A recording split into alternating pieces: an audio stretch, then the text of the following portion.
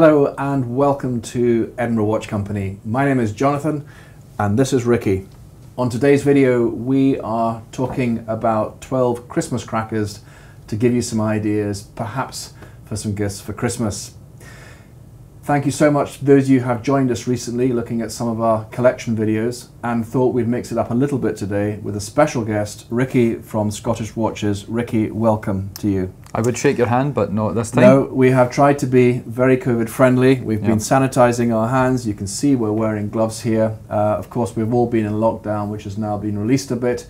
And we just thought it would be a great opportunity just to get together, talking about our passion for watches, as I say, give you some great ideas. But before we do that, Rikki, Scottish Watches, yes. For our audience who may have heard of you, some wouldn't, can you just give us a little bit of an introduction to who is Scottish Watches and what do you do? They should already know, but if they don't, Scottish Watches is quite a new thing, although not as new as it was last time we spoke. Been running for about 2 years now. It's a podcast that comes out twice a week. You can get it anywhere you can get podcasts. Also got a YouTube channel, Instagram account, website. So we do news, reviews, articles, things like that. Growing all the time, obviously working with yourself and various other enthusiasts across the country and across the world. It's a good place to hang out, good community and fun times. So when you talk about podcasts, we met, what, about 18 months ago now? Roughly? Yeah, it would have been February 2019. Just as you started, and Rikki is one half of the Scottish Watches duo, partnered by Rick, who we never see on camera, but a formidable duo, and I think you built something really quite amazing, and I really would encourage you to go and have a look at some of the videos they've done, but the podcast, you've done what, now 200 podcasts? 215, yeah. I think it is. And so you've far been talking to some much more interesting people than me, but likes of the chief executive of the Watches in Switzerland group, LVMH group, Heuer, etc. So your profile is absolutely going through the roof just now, but I think well deserved. And I know also that you've got a beautiful watch there to show us today. You're also getting offered some really interesting watches to review too. Yeah, it's been a bit of an uphill struggle with anything that's new, but I think the last year, one of the benefits, if you can say that, from what's happened, more people are interacting online. Brands don't have the same ability to do trade shows and meetups, so we're getting a lot more content that way, and the fact that we are digital only, it does help. So yeah, like you say, we've had Jean-Claude Heuer from LVMH Group, we've had Brian Duffy, recently with Waco, who runs the Rake and Revolution magazine. We work with the guys at Heuer for them in the show. We've got a couple of guests potentially coming up soon. We've done things with New York Times, a blog to watch, and it's really sort of going from strength to strength. But it's the community that's driving everything forward, and it's the enthusiasts out there that make everything worthwhile doing. I'm conscious that some of you watching the video today will have a degree of interest in watches, and some of you will be absolute enthusiasts, as it were. I think certainly in my time, having started Edinburgh Watch Company 6 years ago, I've really seen a huge acceleration in interest in watches, and I think fueled by the amount of information that's actually available online. So with the likes of the videos that Adrian does at Bark and Jack, Paul Thorpe, and many others that are all being done, there's so much you can learn about watches as well. And you know, from the comfort of your TV. I mean, to be honest with you, I'm more on my computer now than watching telly. There's just so much you can learn. More people are using their smart TVs to watch YouTube, and as much as you might watch a 3-minute video on your phone at the toilet and work, most people nowadays, because they're off or they're working from home, they've got their big screen TV and they're running YouTube all the time. So the videos you've done, the in-depth ones on watches you've had for sale in the past, things you've collaborated with, like the Paul Thorpe videos that you've mentioned, yeah, it's something that you can get a bit of an education and entertainment from at the same time, instead of maybe of old where it was literally somebody with a watch reading a spec list. So no. So we first met around about 18 months ago when Rikki and Rick came through to Edinburgh and joined me, and we did a video together, and that's actually why you're here today, because we're going to be doing a video together for our sort of a Christmas catch-up. Annual Christmas catch-up, and we're going to be hand-picking some really beautiful watches. But anyhow, really glad you're here to. I guess for those watching today, they might think I'm very biased. It's something I want to sell. This is not about this. It's really about just giving you some ideas and getting a second opinion as well. And but just before we go on to that, just to make it easy for people, if they want to find out more about Scottish Watches as a centre point before they look at all your multiple channels, what's the website? scottishwatches.co.uk. Okay. But I would recommend people check out the Instagram because everything gets announced there first. Okay. It's the way of the future. Brilliant. Yeah. Great. Well, welcome. So before we talk about this collection, shall we do a wrist check? Okay. You go first. Me go first? Okay. Yeah. I'm wearing a Daytona, a Rolex Daytona Cosmograph, and this is a watch that I recently bought from a customer when we're out doing an event at the Nürburgring in Germany. And it was just a watch that he really wasn't giving the amount of wear he planned to, because he's not really going to work these days, and he offered it to us. So we're just evaluating it, giving it some wrist time, but just a quick there. What we're trying to do here, we've got actually a camera that's pointing down here, so we're trying to give you some wrist shots as well, so you can see what we're talking about. But the Rolex Daytona Cosmograph, a watch that needs no introduction, of course, made famous by Paul Newman. Sadly, this isn't Paul Newman's one at $18 million or so, but it's a lovely a pre-owned timepiece, and I'm a huge fan of the Daytona. Yeah. And how about you, Rikki? What have you got? I have got a press loan piece, not quite as luxurious as a Daytona. It's not in gold. I will move my glass out of the way. This one here, I'll take it off so you can see it a little bit better. So you talked earlier, I mean, you're getting some really juicy press pieces. We are. We've across had all kinds of stuff over the last 18 months, more so this year. I'll hold that under the And you have to give them back? Unfortunately, we do.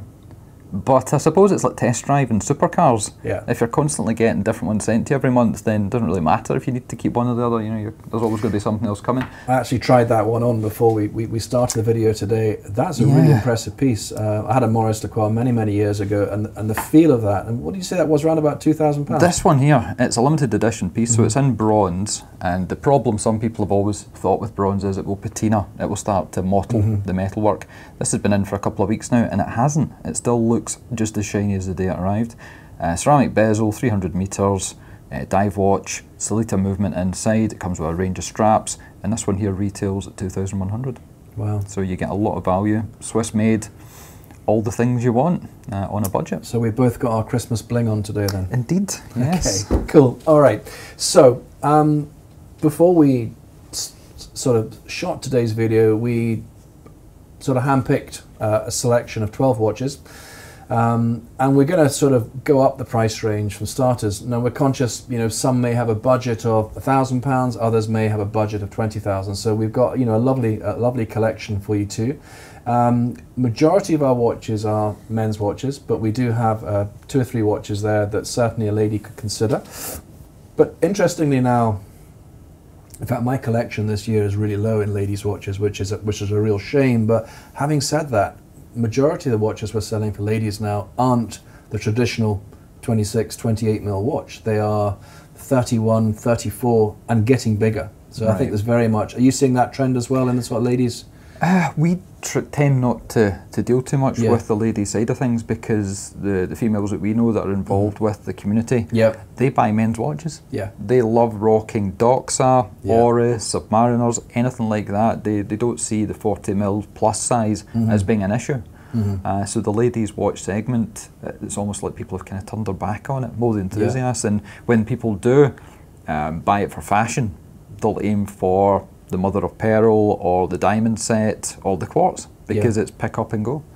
So. No, my wife's the same. I mean, in fact, you know what? She's got a 36 mil Datejust, and she's got a lovely Cartier. What does she wear? Garmin smartwatch. You know? And but she does all this triathlon sort of malarkey. So anyhow, she wears it occasionally. Right, let's get started. I thought we'd start off here with a Tag Heuer. Now, actually, I was in this very room yesterday meeting a customer who wanted to sell this watch. Tag Heuer, great brand. Obviously, I think when we think Tag Heuer, I think Formula One. You know, their history, Ayrton Senna, the relationship they have with Ayrton Senna. And I bought this watch because I thought, I guess when I'm buying a watch, I've got to like it. And I've got to think, well, you'll like it and my customers will like it. Is it a good looking watch? For those who haven't tuned into my videos before, every watch we have here at Edinburgh Watch Company has the original box and papers, so please just take that for granted. It's the way I like to do things. I think it's great for long-term value, and it's just always easy if someone wants to sell it. So this particular watch is the Tag Heuer F1 chronograph. It's in stainless steel. I'd guess looking at it's about a 43 mil. It's a quartz movement. but it's got a beautiful graphite dial, black sub-dials, stainless steel bracelet, waterproof, and £1,295, which I think is great value for money, particularly for a starter watch for someone wanting to get into watches. And I think what a perfect Christmas gift. Still in stickers as well. Nice. And I think it was being bought. I think the bracelet was sized. Gentleman never wore it at all. And there you go. Have a look. Well, let's show everybody first before I have a good look at it. With this camera actually pointing down here, we're just trying to avoid any reflection angles you get on it, but that just gives you a little view. All of these watches are also on the website as well, so we've got photographs of them, we've got videos of some of them. We're trying to do actually videos of all of these watches as they come in. But very sparkly. Tag Heuer, or Tag as they're kind of more well known these days, it's a brand that kind of goes up and down. People like it, don't like it, come back to it again, and over the last couple of years they've really introduced a lot of halo products as well. They've got one of the most inexpensive Swiss tourbillon watches, around about the sort of 15 to 17,000 mark, but all the way down to the entry-level pieces like this. And especially for younger people, younger watch enthusiasts, or people that are just looking for something that looks great, it's a great starter, and it puts you on the ladder to climb up the way with all the Swiss watches that are out there. Yeah. They also recently announced a partnership with Aston Martin. Of course, Aston Martin, they've gone back into Formula 1, haven't they? I think. I don't watch Formula 1, I like motorbikes. Well, I think they have. So that's a great brand association to be with such a premium British brand, as it were. Yeah. But yeah, I think for that sort of budget, again, it's a great starting point, a sports watch, for a gentleman to wear. Yeah, good bracelet as well. I mean, I thought maybe at the more inexpensive side, the bracelet would suffer, but yes. No. Really I guess also at that price point, I think that retails at around about £1,500–1,600. I guess there's a lot to choose from. I mean, you've got what I suppose Oris, Breitling, Tudor, low-end Tudor second-hand, and a lot of up-and-coming brands like Christopher Ward. Some of the online brands as well. You've been paying attention to what we've been up to. Yeah, you're exactly right. Yeah. There is such micro brands as well, perhaps brands that you've never heard of that are appearing in Kickstarter using pretty crazy materials. Yeah, most definitely. Stratton's a company we've dealt with over in Switzerland that do more vintage inspired pieces, sort of 70s look. Yeah, there's so much variation and variety, and this year has been great for not only the micro brands but your big Swiss hitters as well. Yeah. No, it's definitely a good one to start with. So we're going to go back to a British watch now, and a company called Bremont. Yes, I'm aware of them. I've had a few Bremonts through the years, particularly impressed with their heritage and what the two brothers are developing and growing that brand, and the fact they're doing a lot of their own in-house movements now, which is really good. But yeah, we've had some beautiful, beautiful watches through. This particular one we've got here is the Bremont Boeing #1. And it's a really, really good looking piece. Again, it's about 43 mil. It's in stainless steel, but what's rather nice about it is it comes with two straps, so you get a leather strap with it as well. And something I've noticed, because I've had a couple of the code breakers, which were really special, Bremonts in the past, they were around about the £12,000 mark, but their packaging is amazing. Well, the Concorde packaging was amazing. Yes, a couple of years back as well. It's the same with this one here. So again, it's a super looking watch. I think around about the 2,995 mark. Just a quick look there, and you can just see as I alternate that one here. Really, really clear dial, very, very easy to read. Luminous hands on it, but nice little blue tints on it as well. And you can enjoy, seeing the back of it there with the crystal back. It's a waterproof watch as well, and I think the crown actually screws on the inside of that one. But yeah. I rather like the detail on the side of the bezel on that one. It's the way that's been engineered. It's really quite nicely done, isn't it? Yeah, it's a triptych case that Bremont are famous for. Don't know exactly what that means, but I believe it's a three-parter, the way it's put together instead of just a normal watch head and a case back and a crystal in the front. If Rick was here, he would tell you all about Bremont because he owns one, but we had the pleasure of interviewing one of the founders, Nick English, last year. We did a full hours session with him, and he explained the company history, what they do and what they specialise in, and it's usually military, aircraft, special forces, things like that, but they have done various other things. They've had some tie-ups with movies, They supplied the watches for the first Kingsman movie. Yep. Unfortunately, somebody kicked them out. Might have been tagged for the second one. But great guys. Interesting story, heritage. They named their company after the gentleman whose field they crashed in France when they were out with their plane. And if you crash your plane in France, it's not good for you. You can have things confiscated. And this farmer, Mr. Bremont, he decided to help them out, hid stuff in a barn, and to repay the favour, they named the company after him. So interesting. They've got a couple of new watches out this year as well. They've done, most recent is a special edition for basically the memory of Stephen Hawking, and in the back of it they've got a piece of wood from the desk that his grandmother had given him that he worked from when he was younger. So yeah, Bremont, great company, British made. I think they've just opened or about to open their own development centre down south, a new headquarters. It's been delayed due to COVID, but we've seen some posts on Instagram in the last couple of weeks, so it might be there or thereabouts open. Yep, so I think what's particularly nice about that one is, you know, if you're thinking about a gift with meaning and your person you want to give it to had a love of all things British, perhaps aviation, perhaps Boeing, a keen pilot, loves to fly, loves to travel, I think that's, you know, quite an interesting piece. The fact you can mix it up with a leather strap as well. But yeah, I think Bremont have really moved the game on. I think they're relatively affordable and they're really good watches. Very affordable, very well put together. And as a brand that maybe people a few years back maybe didn't know about, they're starting to get out into the public eye. They're available more expensive than you're selling them right just now, but they're available in the high street, and that's again sitting beside Tag and Tudor and Omega. You know, it's elevating the status of the brand. So no, great company, great watch. Good one. So let's go across to Switzerland. Tudor. Most of you watching today will know that Tudor is owned by the Rolex Group, so fantastic. Baby brother. Absolutely. And they, for many years, were a brand that were here in the UK. And then they left, I mean, they must have been, was it about 15 years? They're probably out of UK. Before I got into watches, I'm not aware. I know they made a big resurgence in the last couple of years. Yeah. So I think, I'm not sure when they came back, maybe it was about 8 years ago, but they came back and they came back with a really good start. They brought a watch out that was just spot on to begin with. What one would that have been? Well, by chance, it might just be this one here. It was the Black Bay, the Black Bay range. And I think from some of the dealers I've spoken to, it really is all, I mean, they do have other models in the range, and they brought out some quite nice new ones. But it is really about Black Bay, isn't it? It's the Black Bay 41, it's the Black Bay 58. I think they're the main staple of the range. And they brought some other ones out. Is it the Fast Rider? The one I have? Yes. That was kind of my second luxury purchase, was a Fast Rider, and it's the Ducati edition I've got. So again, ties in with the motorcycles. Fully ceramic case, 150 metres water resistant, and I got it for an absolute steal from a dealership that was getting rid of the brand. So yeah, Rolex, Tudor, my first two. I think so. Tudor, a really good brand. Why did I buy this one? Well, this particular version we've got here is the current model.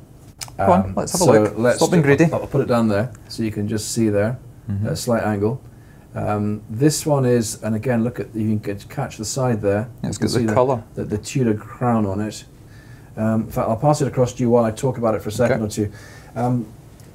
When these first came out, it had a chronometer. In fact, I'm not even sure the first ones were a chronometer movement.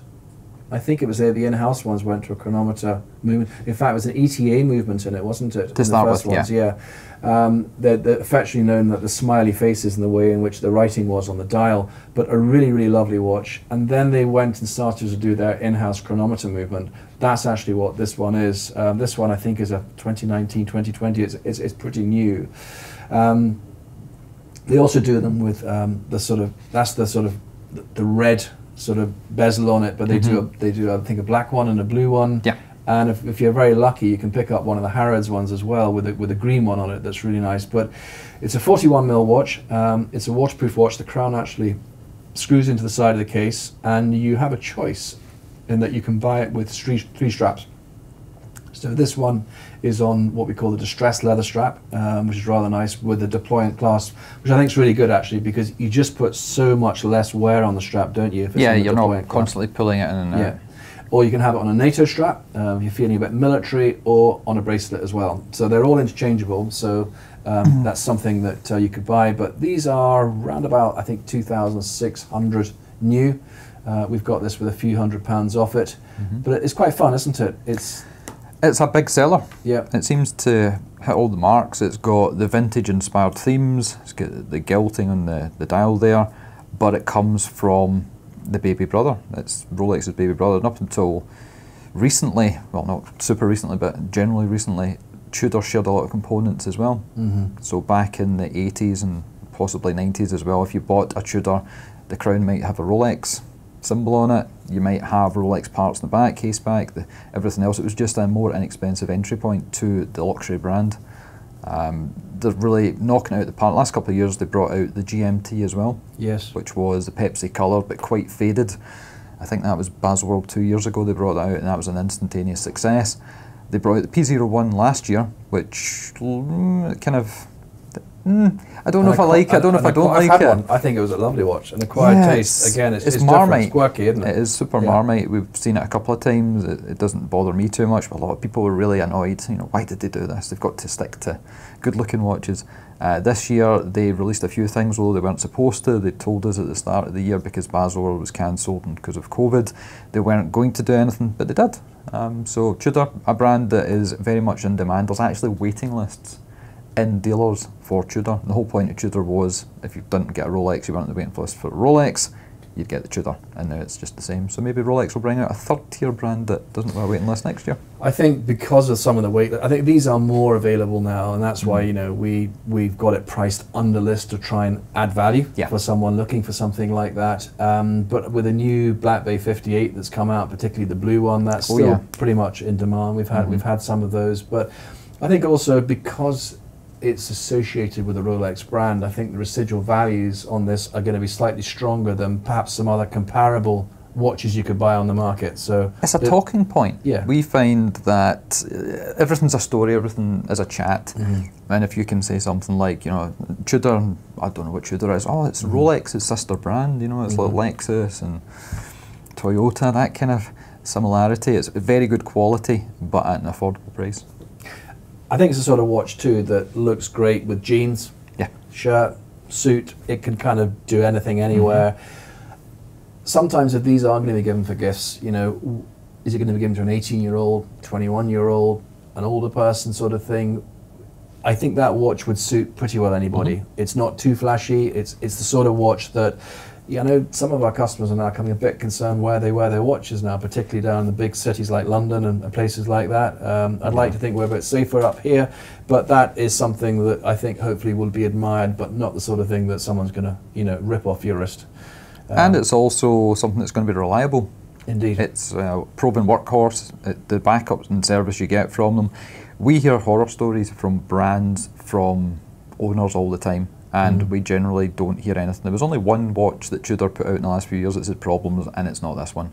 What's the warranty on these ones now? Are they mirroring Rolex's warranty? I think they went up to 5. Right, okay. The changeover point was about 2 years ago in June, and now it's 5 years. The whole industry has really changed. It went from 1 year to 2 to 5, some are up at 8, and the new Oruses that have come out are 10. So yeah, they're putting their money where their mouth is. Well, let's have a break from the guys' watches and think about a ladies' watch. So let's start off here with Cartier. Again, are you going to model that one? I am not going to model it. Well, I can try, but I think with an 8-inch wrist, I'll probably struggle. Cartier. Well, it's not a brand that needs any introduction. This is what we call the Santos 100. It's a really lovely looking watch. I'm saying it's a ladies' watch. It's here on a pink strap, so you'd automatically think so. And I should add that the strap that's on this watch is how we bought it from our customers. So we've polished up the case and the clasp, and it's all ready because I'd say it's a unisex size. So probably going to go to a lady, but equally a gentleman not wanting a big watch would probably find this would be, you know, it's a medium size. There's as much, it's almost like a unisex size.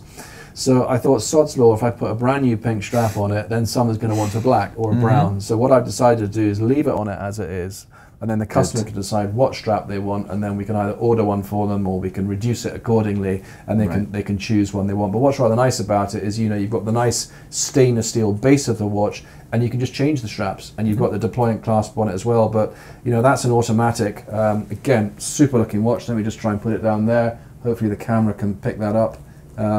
Really lovely detail, satinized on the side there, and then, you know, it's actually slightly curved as well, so I think it's going to be very comfortable on the wrist, and you can see there the sapphire crystal on it there. But I think it's a good looking watch.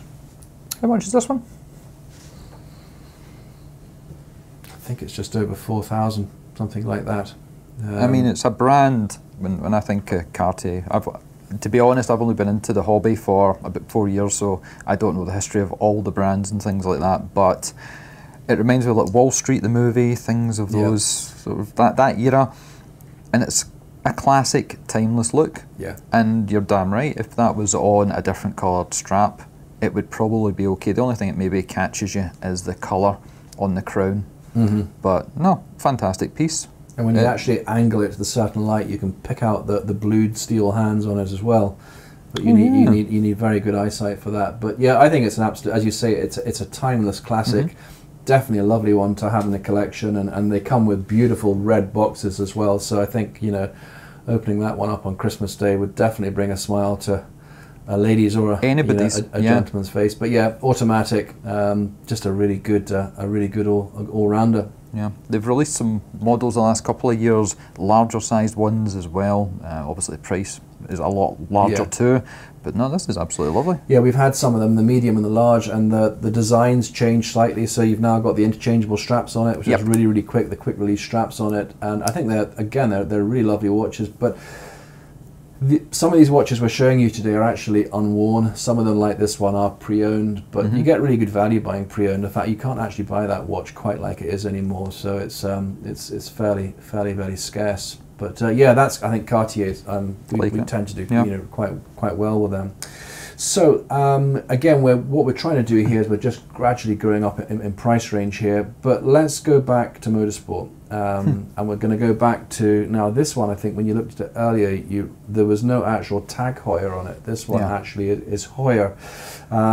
So Heuer go back many years before there was that association or rebranding with Tag Heuer. But when I think Tag Heuer, you know, I do think motorsport, and, you know, famously known through the relationship with Ayrton Senna, plus many other F1 drivers. I think Jackie X being another one. I think this one's actually part of the Jackie X collection. So this is the Tag Carrera Caliber 17. So it's a really good movement in it. And this is a watch we've actually had through our hands before, where it's been enjoyed. We had a recent service on it as well. But I'm very biased to blue. I love blue in a watch, and this has the most gorgeous shade of blue with the lovely bits of red. I'll just put it to camera in a second, that you can pick out on the dial here. If you think back years ago, you know, going back to the 1950s, etc., racing drivers and gentleman drivers driving their sports cars, you'd see them with these leather perforated gloves. Yes. Well, they've done the same here in the strap here with a perforated leather strap. It's on a deploying clasp, but this is one of only 500 watches in the world. So very limited edition, and I'll just undo this to make it a bit easier, but it really is the most beautiful watch. You can just see the colors there as we angle that, and the red silver subdials. It's a chronograph, it's automatic, and as I say, on the back, Heuer, and there we are, there's that strap. So limited to only 500 watches. Yeah. What do you think? I liked it because, as I mentioned earlier, Tag is a very love-hate relationship with the public. Some people don't want Tag on the dial, and the fact that this just says Heuer, it appeals to a lot of folks. The styling, classic. It's a nice chunky, good size, so if you're into mechanical things like cars, racing, like you are, you know, having something substantial on the wrist is great. I really like it. Limited edition, 500 pieces. I think we've got that round about 3,250 as well. I think the fact it's limited edition, 500 in the world, there's not many around. I mean, I've had a look at them online, I couldn't see many. Again, that sort of watch, you could wear that every day. Great for the weekend, great with t-shirt and jeans.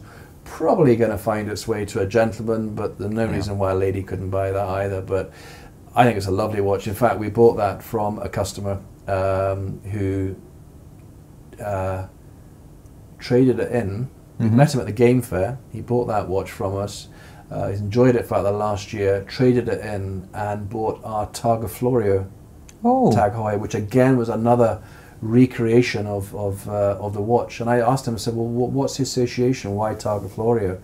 And he says, well, actually, I have a Carrera RS that was raced in the Targa Florio race. And so there was a lovely association there, and hence he didn't lose much on that and traded it in and got that. So yeah, a really, really lovely watch. So if you're thinking about something for a motorsport fan, again, this one is definitely worth a look at. And again, you could change the strap on that. You could put a NATO on it. But having said that, I think it really works the way that it is. No, fantastic. Quite and fun, isn't it? if anyone's watching this video not before Christmas, you know, coming down the line, the amount of stock of Tag and Tag Heuer that you get through, you had that limited edition red Monaco last year. Oh, that which was the best looking red dial I have seen. Yeah.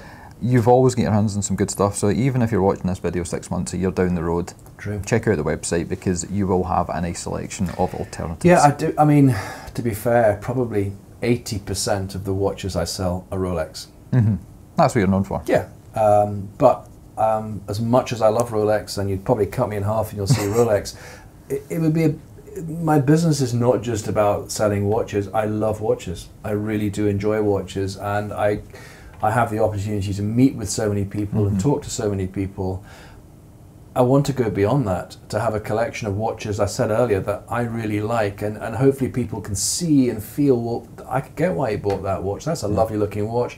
It may be a limited edition, it maybe have some history, some heritage behind it, and that's why we have quite a varied range. And I guess while some of the watches we've got on the website may not be for you, hopefully when you look at them you can go, so yeah, I can see why you picked that, you know, because there's something special about it. And those Monacos you talked about, 189 in the world, I think, of the red one, something like that. That's a limited edition. That went off to Vietnam, that watch. Oh. Yeah. I didn't deliver it personally, but it was off it went. So as we're moving up slightly now, we've got two really nice Omegas to talk to you about. First of all, again, when we think about Omega, we think about Formula One and Tag Heuer. I think of James Bond. Exactly. 007. I see you're pretty well dressed in black today. You could sort of almost fit into that role. So Omega, they have to say they do make a lot of collection watches, don't they? They do jump on the bandwagon. They do. They love NASA. Yeah. And they love James Bond, and they love a special edition and a limited edition piece. Yeah. So what we've got here is Bond. Well, he was a commander, wasn't he? Yes. Commander Bond. So this particular watch we have here is an unworn watch. I think these came out in around about 2017, and it's the Omega Seamaster. It's the 300-meter Seamaster. So this model has changed. The next watch we're actually going to see is the latest version of it. I love this watch. This is just a little bit different because the dial on it is actually ceramic white, which will be hard to pick up in the camera. But I think we've actually done a video on it. We've probably got some photographs, but it's a really, really beautiful dial. Good luminous coating on it. Very, very, it's not like I'm a 007 watch. It's quite subtle. You'll see shortly that the second hand has got the 007 logo on it. Are you saying this because the new releases have got 007 plaques on the side and the spiralling? And yes, you're right. Yeah, they've got a little bit to town. Yeah, that's nice. It flies under the radar. The blue and the red ceramic bezel. So again, I think the ceramic, we've seen so many manufacturers now go to ceramic. Why, you may ask? Well, you know, older watches would have had the aluminium bezel inserts on the top here. I'll just put that down a bit just while I'm talking about it. Is that the right angle? Let's have a look. Do that for me. Yeah, Rolex included, many watches would have had the aluminium bezel insert on it, and you know, if you were knocking it, you could pick up the odd light scratch on it. So Rolex with the ceramic Daytona, with the GMT master, the Submariner, they've all gone ceramic. Omega have followed, and many others, because it's just much hardier and much tougher. So yeah, this is the Commander's watch. So what is it? It's an automatic, it's a chronometer, So again, accurate. Just let's talk about chronometer briefly. You heard us mention that a few times now. You may be thinking, well, what's a chronometer? And for those that are watching this today, probably some of you will have a lot more knowledge than I do. But a chronometer is a word used for an institute in Switzerland called COSC. Do you remember what that stands for? Nope. No. Okay, so it's COSC. It's a certification, effectively, where it is a body that watch manufacturers subject their movements to, and they are put through a series of tests. And they have to perform to within -4 to +6 seconds per day. So this has been around for many, many years. And Rolex, when we think Rolex, we often think about chronometer. So that is the COSC standards. So that's great. However, the game has moved on. So Rolex now, ±2 seconds per day. Superlative chronometer. And if you think about that, you know, for an automatic watch to perform to that level, it's pretty good. Now this is a chronometer. The next watch we're going to see is actually a master chronometer. So I think that's Omega. They've upped their game as well. Yeah. They don't actually quote their accuracy. It's still a chronometer, but I suspect it's probably better than the -4 to +6. Yeah. Something I want to point out that maybe isn't coming up on camera, or maybe it is coming up in the macro here. If you see the blue hardware, the keepers, that's not blue, that's actually the stickers. So underneath this isn't been coloured blue. That's just a sticker in case anyone's wondering about that. And again, you won't see on the back here because the strap's covering it, but this is, I think, has got a glass back on it. Yeah, it has. See-through. Now the other nice thing about this is, again, the Omega packaging for the Apollo watches and the Commander watch. It's really, really nice. So again, thinking about Christmas, lovely gift to receive, but it comes in a really nice box. The other thing too is, while this one's actually fitted on a NATO strap today, it actually comes with a metal bracelet as well, which again is unworn, so it's giving you the chance to have that, the NATO look or the metal bracelet. But again, I think it's a lovely, lovely looking watch. These are you catch that one there? Yeah, you got a nice little gold disc in it there, haven't you? Yep, that's the rotor weighted.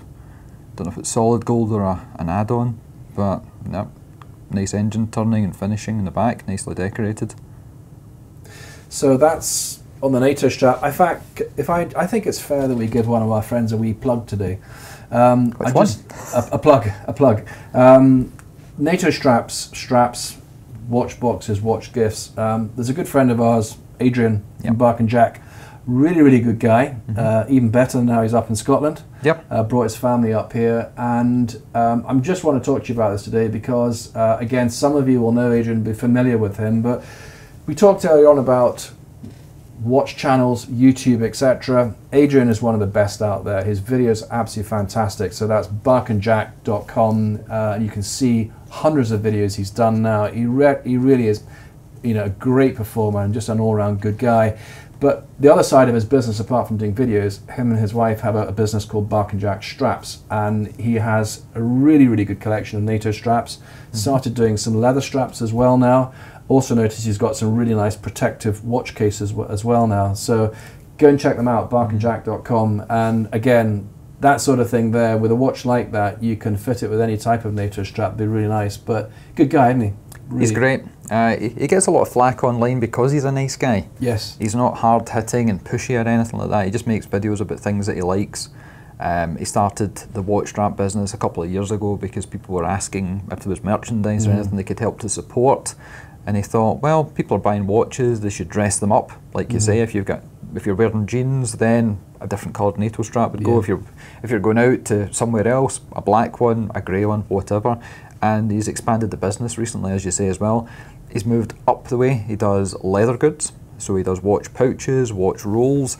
He's got leather straps as well. And when we were able to travel, he was all over Europe, going to different places, tanneries.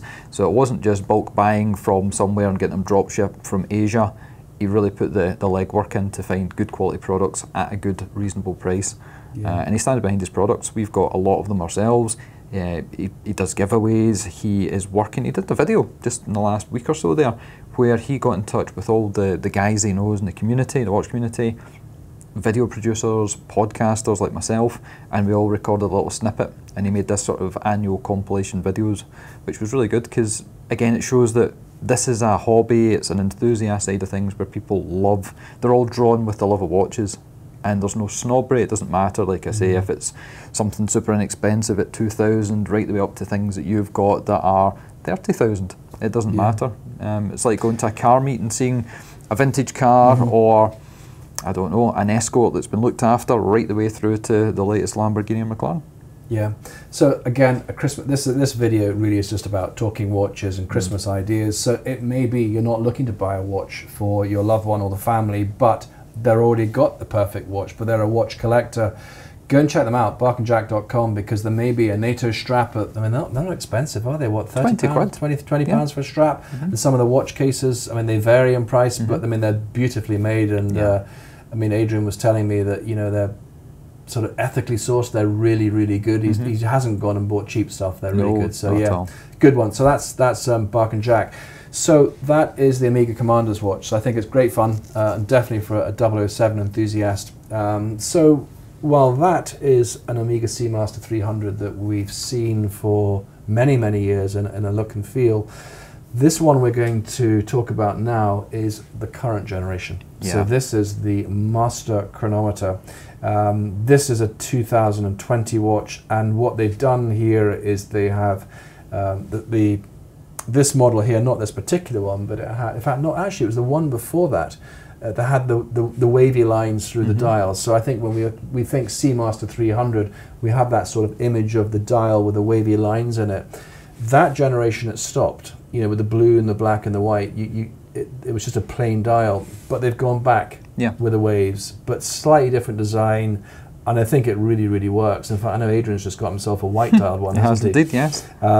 He's gone to the dark side away from Rolex. Yes. However, this one's a great looking watch. Again, blue, Seamaster in red writing, the little red tip on the hand. On the back here, as we'll show you shortly, it has the crystal back, so you can see this lovely Master Chronometer movement in action. The helium escape valve, more of a sort of cone design now, 300 meters waterproof, not too thick to wear, and this particular one is on a rubber strap. I love rubber strap watches, I really do. They are just so comfortable to wear. I'll let you have a quick look at it, and then perhaps you can just show it to everybody on what it looks like in camera, but it's a rather nice watch, isn't it? Yeah, I can't remember if it was this year or if it probably was last year actually, because all the months have blended together since we've been in lockdown. But what they did was they have got the ceramic dial like you mentioned, and then they use a laser to basically cut out the grooves of the wave pattern of the sea.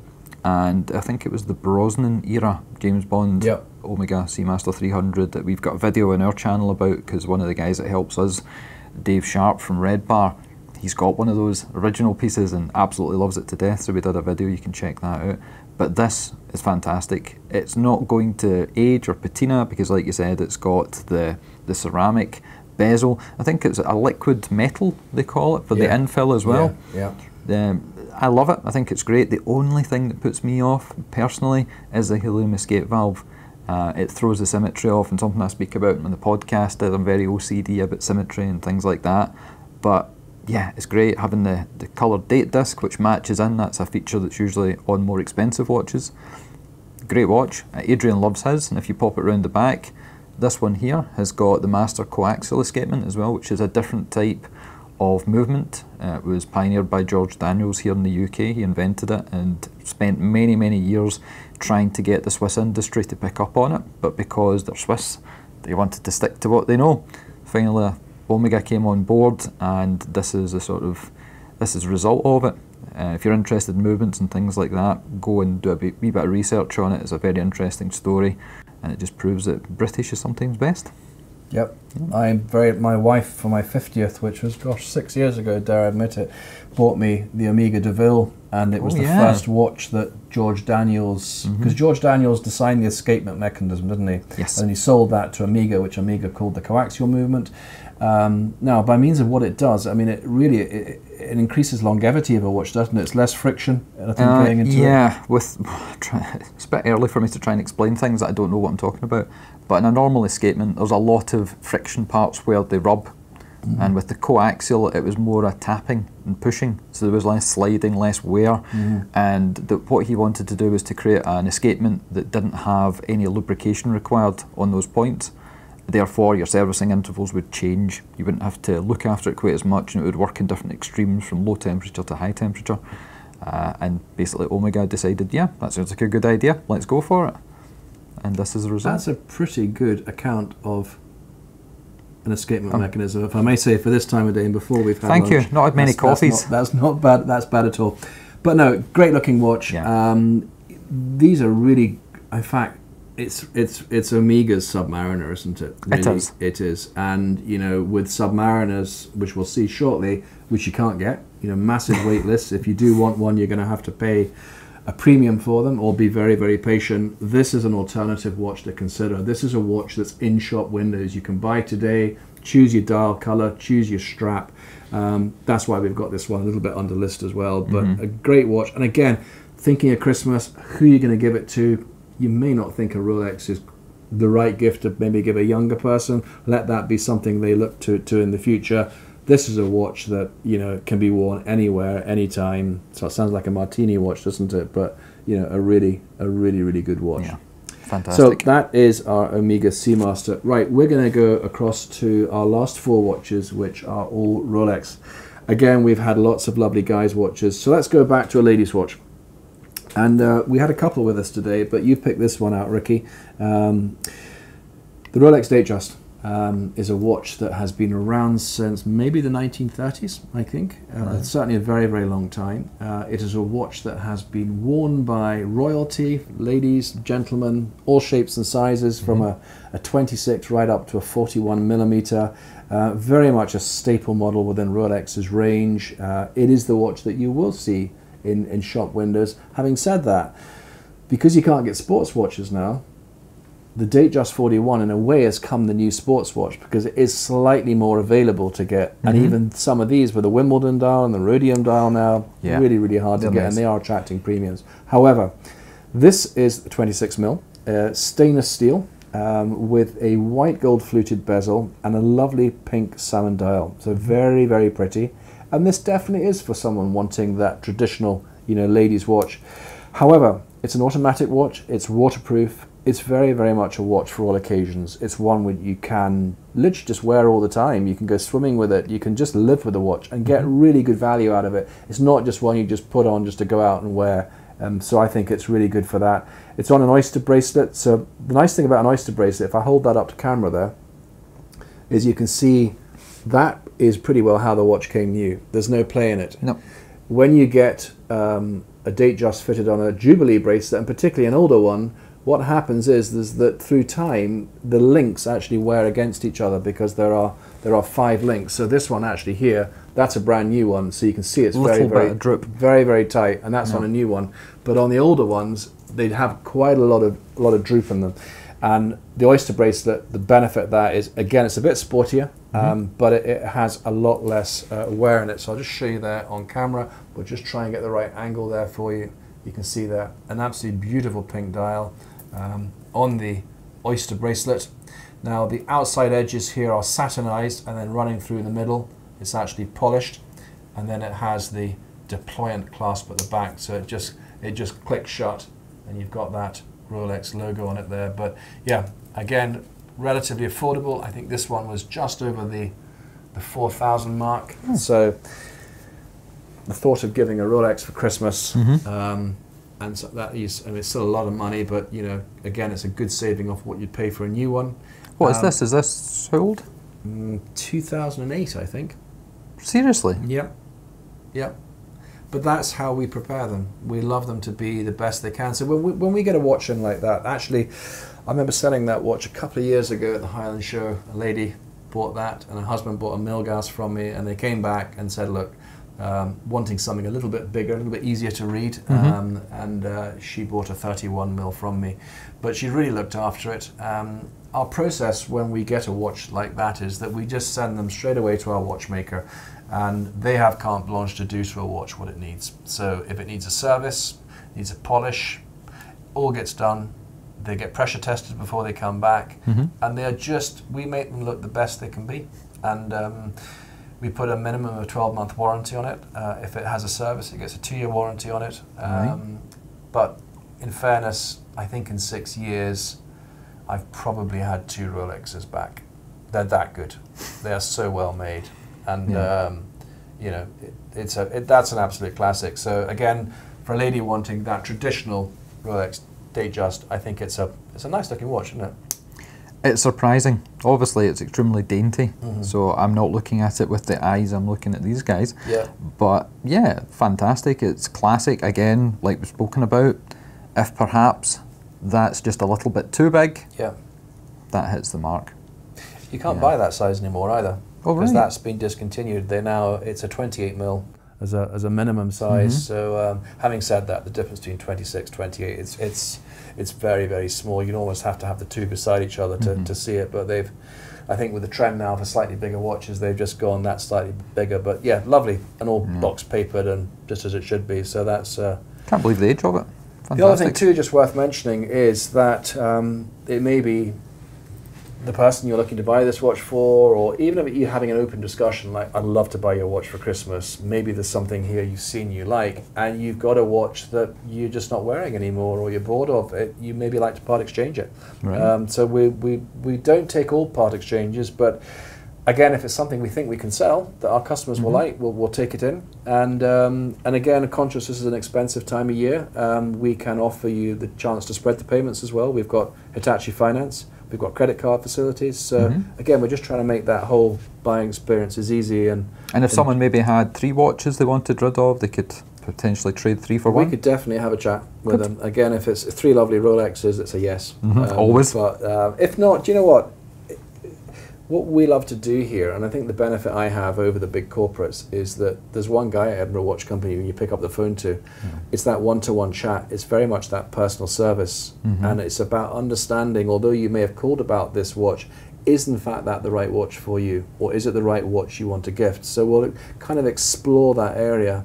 That's why we don't really get watches back. I think I've had 2 watches back in 6 years. I've heard that you try and talk people out of buying a watch sometimes because you don't think it's right for them. I do. Yeah. I do, but it's... But you'd rather someone was happy and came back and recommended you rather than... I do, absolutely. And I think it's... I hopefully, and that's the benefit I can give from my experience. It's only my view. But I'm only happy when my customers are happy. I love it when...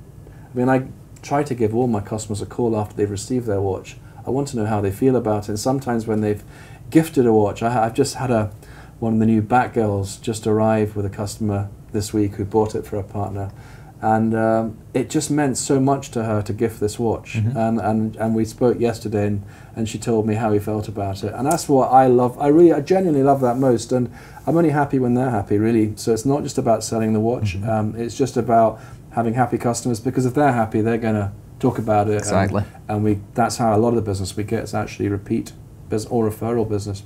So we've gone from the smallest Datejust, let's go up to the biggest one, because this is the Datejust 41.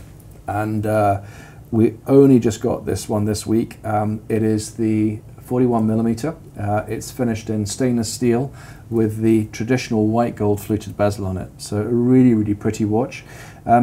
These aren't watches you tend to see in the shop windows. This has the Azero Blue Roman dial. So it's one of the...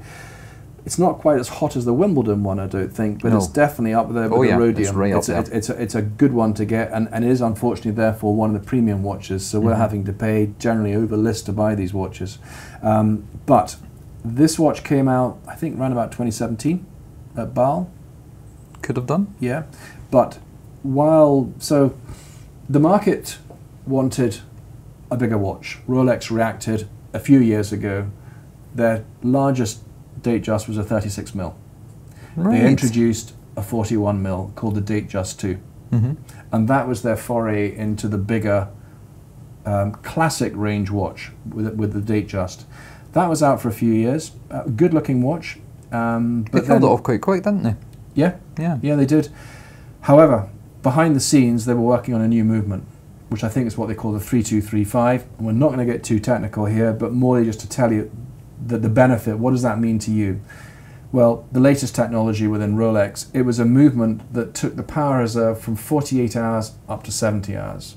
Now, if you're a watch guy and you're changing your watches quite frequently and you're alternating between them, that 70 hours is really quite convenient. You're going to be able to go back to it after a few days and it's still going. So that's quite practical. Put it down the Friday night, it's ready for you Monday morning. You got it. Also, they wanted to try and build more resistance into shock. So they've almost built some shock absorbent technology into the watch that's resistant for that. And I think also they've actually increased the level of resistance to magnetism as well. So, Correct. you know, everyday things that we do, you wouldn't even think about the magnetic fields that surround you, traveling through the airport, microwave devices, etc. And they've done that with that. Now that's just the inside of the watch. However, they reshaped the case. It became thinner, leaner, slimmer, new bracelet with the Easylink bracelet on it, and it is just a really, really pretty piece. So that is it there. So that's the... Is this what I'm getting for my Christmas from you? No? Okay. We could talk about that one later. I think it's too big for your wrist, Rikki, actually. But yeah, pop it right in the center there, you'll catch the camera. It's so Datejust 41. The Azuro is very hard sometimes to appreciate what these dials are like. Hopefully the camera will pick it up quite well, but it's absolutely beautiful. And sometimes you need to be almost outside to catch it in the light to see what they're like, but lovely, lovely watch. And although that one is over list, it's still considerably less than what you'd pay for a sports watch. And this Jubilee bracelet, well, it is that classic dressy look, isn't it? What they did, however, is that with this new generation of Jubilee bracelet, the older models used to have what they call a concealed clasp, which looked really, really nice. When it closed on the wrist there, you couldn't really see where the clasp closed. You just had a little Rolex logo. So while that was very attractive, the downside is that if it was a very, very hot day and it came a bit too tight on your wrist, there's nothing you could do about it. There's no give. So in around about 2007, when the GMT Master came out, they introduced a feature called the Easylink, and that just basically allowed you to gently pull the bracelet away from the clasp, and it gives you an extra half link. And when they brought this model out, they put the Easylink clasp on that as well, and that gives you exactly that. So again, it's a good fit. Lovely looking watch though, isn't it? What year's this one? Brand new. Brand new? Yeah. Wow. And how much is this? 9.7-ish, I think, something like that. Little bit behind where the Wimbledon's ones are, but again, it's great stock for us, really, especially this time of year. So that's the Datejust. And it's got a classic Rolex look. It does. Depending Depending who you speak to, a classic Rolex is a sub. If you're a guy that's into old Bond movies or knows a little bit about watches, but if you were to speak to the everyman in the street, that's what they would say a Rolex looks like. Yeah. Actually, can I just borrow it back a second, because what I want to show I want to show you on my wrist, because I've got a really big wrist and I'm going to keep my gloves on, but just if I can go like that, just to the various cameras there, if you can see, it's actually really slim on the wrist. Yeah. And it fits underneath the shirt cuff, fits underneath the jacket, so you know, if you kind of want to hide it, it's very, very subtle. But even now wearing it, through time, you're not aware you're wearing it. It's got the large face on it, but it's lovely and light. And it's balanced as well. Oh, it is. Yeah, with that Jubilee bracelet, it's absolutely spot on. Okay, so last two watches. Yep. Now you talked earlier about. I like how you keep it on your side instead of giving me over here. Oh, you got enough across there. Okay, right. So let's talk about September 2020. What did that mean to you? Oh, let me think. Gyms were open, shops were open, but life still wasn't great until something happened in Geneva and they changed a classic. Is that what you're getting to? I'm getting exactly there. So what normally happens every year, as has happened for many, many years, Rolex, along with many other manufacturers, introduced their new collection at the Basel Watch Fair. However, that has all stopped due to this COVID pandemic that we're actually in, and the fact the whole world of Basel has changed anyhow. Yeah. However, without any announcement, Rolex brought out their new collection in September 2020. The watch we're going to look at now is the new Rolex Submariner. Now, the Rolex Submariner, 1950s probably? 52, 53 I think it was. That's when it came out. A Rolex that the Submariner was built as a tool watch for divers, made in stainless steel, a watch that would take you down to 1,000 foot, tough as nails, great watch, evolved through the time. Round about 2010 was a big change we saw on the Submariner, because they introduced the ceramic bezel, replaced the aluminium one. They introduced the maxi case, so wider lugs here. they changed the bracelet and put on a glide lock bracelet on it, which had very, very easy adjustment on it. The movement stayed the same, the case size stayed the same, 40 mil, and we've seen that watch from 2010 right up, so a 10-year lifespan really with that watch. The predictions, when would that Submariner stop? What would they do? Well, 41 mil. That's what they've done. So it's almost like... But is it really? Well, no, that's a good point, actually. It depends on how you measure it, isn't it? But we'll give them the benefit of the doubt. And I often, when I talk about Rolex and the Submariners, I often think about a Porsche 911. Yeah.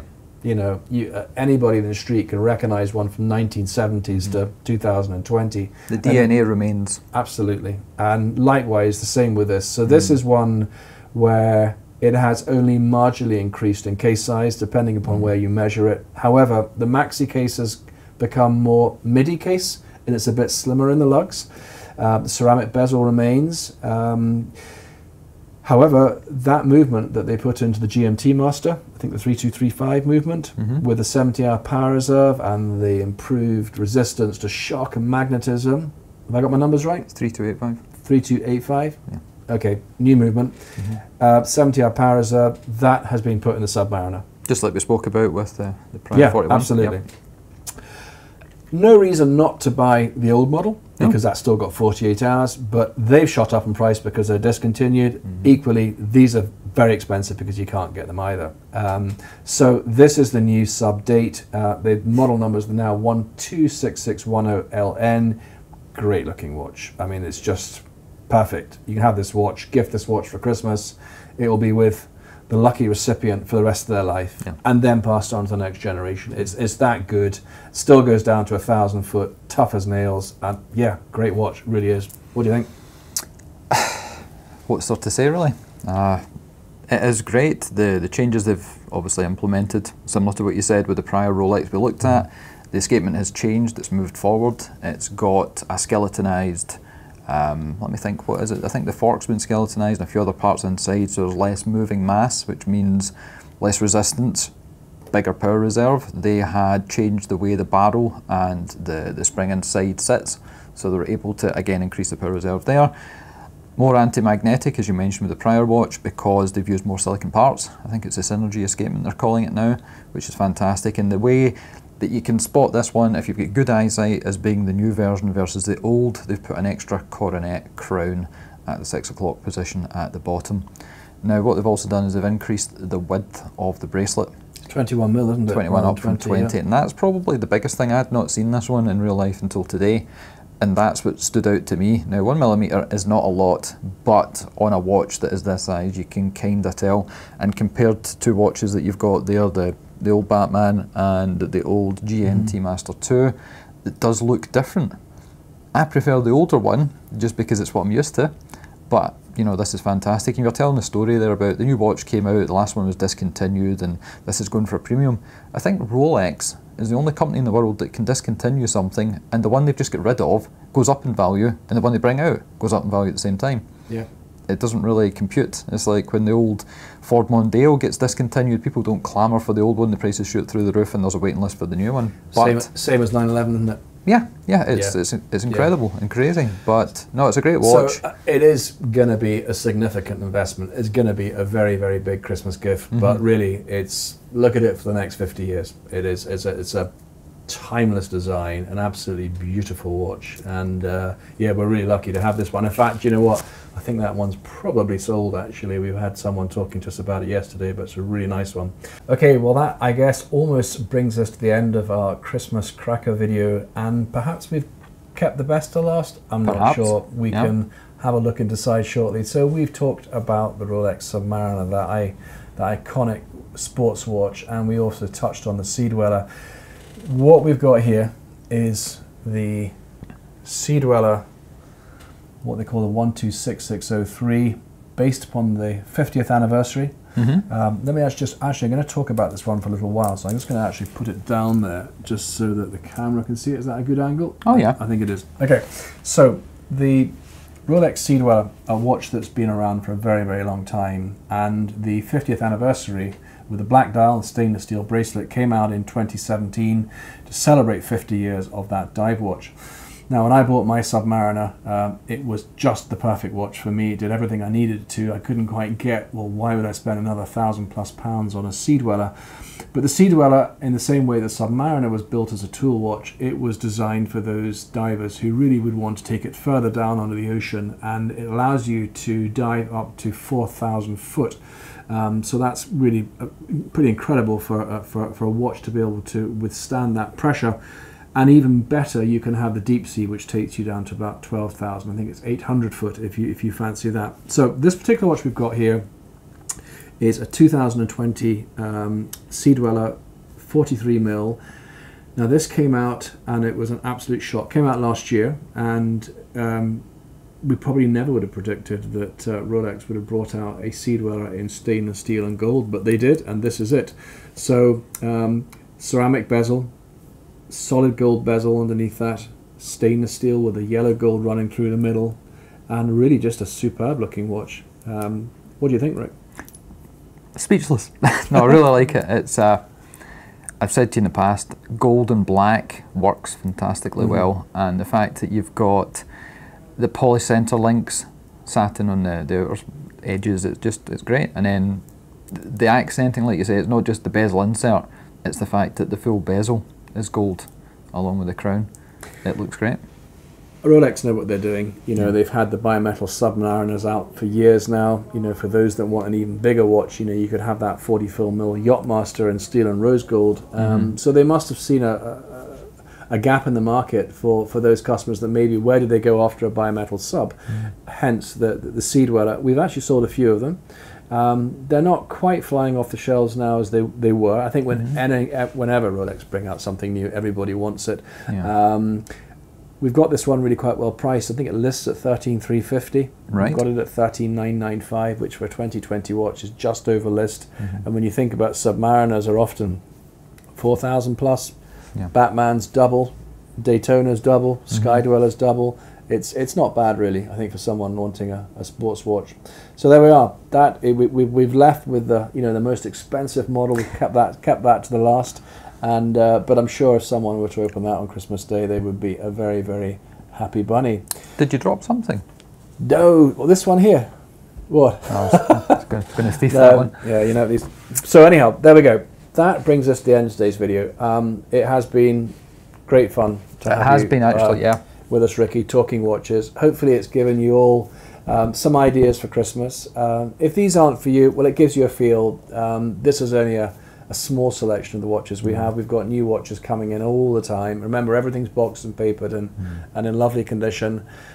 So if you don't see any more of our videos before Christmas, I would just like, on behalf of the team at Admiral Watch Company, to wish you a really happy Christmas. Yep, same from the guys at Scottish Watches. Yeah. If you've not checked us out, be sure to do so. ScottishWatches.co.uk. Yep. But so thanks for joining. Have a wonderful Christmas. And remember, check out the video we're going to be shooting this afternoon. This is coming out later this month on Scottish Watches website, where we're going to catch up, chew the fat from what 2020 has been like. So the annual. The annual one. So it's goodbye from me. It's goodbye from him. Take care. Bye-bye.